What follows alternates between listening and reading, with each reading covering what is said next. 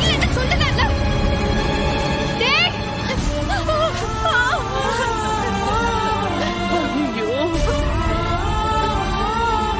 ஐயோ, நான் ஆசாசியா என் மாமாக்கு வாங்கி வச்ச செயினை இப்படி புடுங்கிட்டு போறானே.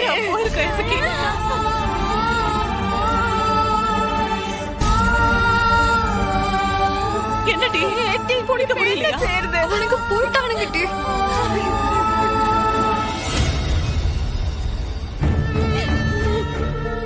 எசகி, நீ முதல்ல அழுகையை நிப்பாட்டு.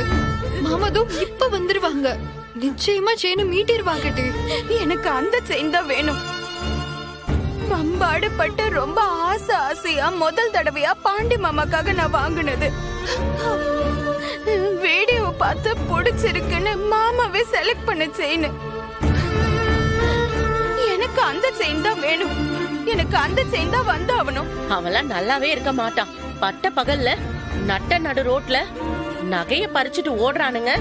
அவனுக்கு கையும் காலும் உடைய வேதியில புடுங்கிட்டு போவானுங்க. அவனுங்களா நல்லா இருப்பானுங்களா?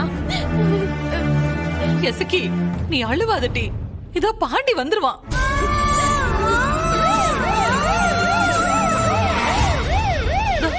வந்துட்டான்.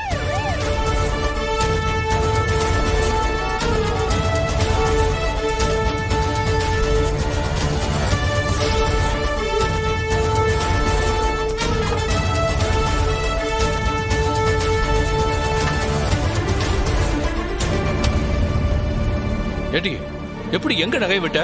எங்க அந்த சம்பவம் நடந்துச்சு? மாமா, நீங்க வீடியோ கால்ல பாத்தியல்ல, அதே செயின் மாமா. அப்படியே புடுங்கிட்டு ஓடி போயிட்டானுவ.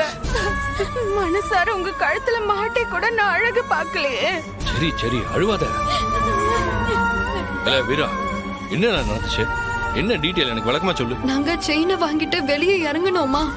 இவ உங்களை பார்க்க உங்க ஸ்டேஷனுக்கு போகணும்னு சொன்னா. அத பத்தி பேசிக்கிட்டு இருந்தோம். அப்போ என்ன நடந்துச்சுன்னா,